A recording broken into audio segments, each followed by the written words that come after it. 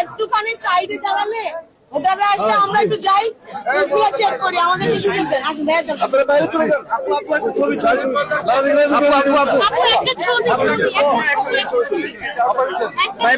ভাইয়া একটা ছবি তুলি। আরাম ভাইয়া, আমরা এখানে দেখতে পাচ্ছি যে 400 গজে যে প্যারিমিটার রাখা হচ্ছে, 400 গজের কেউ ঢোকার কথা ছিল না, কিন্তু আমাদের নেতাকর্মী অনেকে দেখতে পাচ্ছি।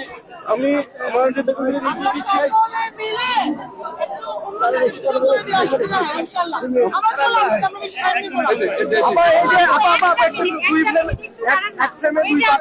এটা কিন্তু খুবই সুন্দর একটা দৃশ্য।